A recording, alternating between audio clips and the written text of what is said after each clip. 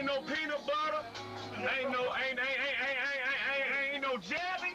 We need some Jiffy and some Welch's grape around here for the players in the back though, for real. Before his debut studio album, based on a true story, debuted at #1 on the US Billboard 200. Before Chainz picked up a BET award for Rookie of the Year at the age of 35. Before he would make guest appearances on tracks with literally everyone in the game. Seriously, the guy has worked with everyone from Chingy to Justin Bieber to Psy, and then he went on to work with like Kanye West and Wiz Khalifa. Before he would be arrested multiple times in 2013 for possession of marijuana amongst other charges. Before he was robbed and shot that same year.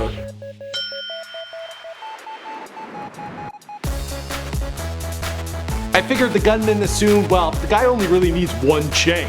You know, you're just bragging when you got two. Now, Chainz didn't get his big break in the rap game until he was in his mid-30s. Previous to that, he was rolling in a group known as Playaz Circle, and in that group, well, he was known as Tity Boi.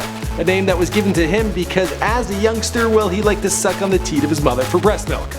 And the name stuck. Previous to this, he attended Alabama State University where he was a standout basketball player and a model student with a 4.0 grade point average. My name is Michael McCrudden and welcome to Before They Were Famous, documenting the life of Chainz prior to fame, here for you on Before They Were Famous. Now this one's been a long time coming, you guys have been asking for it forever, so I hope you enjoy it. Also let me know in the comments down below who to document next. Chainz was born to Heed Epps on September 12, 1976 in College Park, Georgia. He was the only child with his father in and out of prison throughout his childhood, so his mother practically raised him alone. His mother was also a huge supporter in not bottle feeding her baby. She chose to breastfeed him instead, which would go on to have a huge impact on his career and likely part of the reason why it took so long for him to get going. His parents raised him with conflicting ideas. His father would call from prison trying to toughen up his boy, but as soon as the phone would be hung up, his mother would be like, "Don't listen to that fool." And little Chainz, well, he didn't know which way to go. He attended North Clayton High School and witnessed the success of R&B singer Monica, going from a girl he saw in the school hallways to a girl in music videos and at award shows. Standing at 6'5", while young Tity joined the basketball team, for him it was a no-brainer, and quickly he became a standout star. By the 10th grade, he was the star sixth man for North Clayton High, and by his senior year, he was a legitimate Division I recruit, who would later receive an athletic scholarship to Alabama State University. In 1997, now we're back in high school, Tity hooked up with Earl Conyers, who went by the name Tity Boi, and the two formed their own rap group known as Playaz Circle. This was an acronym for Preparing Legal Assets from A to Z. Translation, well, the boys wanted to do a legal hustle, they wanted to stay out of jail, and they wanted to stay out of the grave.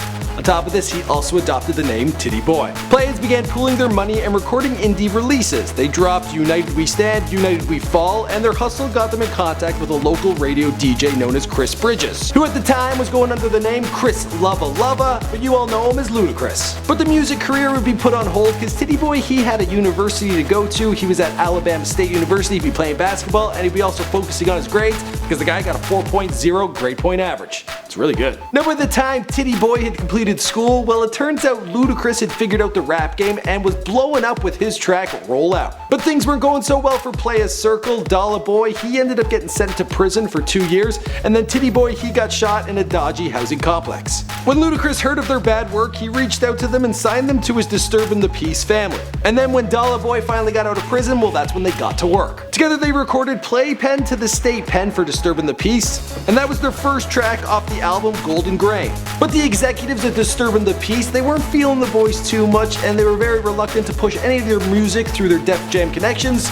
So then the guys were back to the basics. They were making mixtapes and putting their music out on the streets. Through this hustle, they dropped Duffel Bag Boy featuring Lil Wayne, and in the summer of 2007, this song blew up. The next year, they would drop their debut album, Supply and Demand, and the next year, Strength in Numbers. But then things grew quiet once again for Playaz Circle as well as Tity Boi, and eventually Chainz, he decided maybe it was the name that was holding him back. Also, he decided he was going to go solo, and this is when he came up with the name Chainz. Following the name change, he released a mixtape entitled True Religion and began making numerous guest appearances on tracks with heavy hitters including Kanye West on Mercy and Nicki Minaj on Bees in the Trap. Then on March 24, 2012, Chainz announced his debut studio album based on a true story, and the album's lead single, No Lie featuring Drake, it blew up. And the rest of the story, well, you know the story because this is Before They're Famous. My name is Michael McCrudden, I do all sorts of celebrity bios on here. I've done a whole bunch of rappers, I've done some porn stars, I've done some social media stars, some YouTubers, actors, singers, all that good stuff. Anyone who is your favorite, let me know in the comments down below. I will be documenting anybody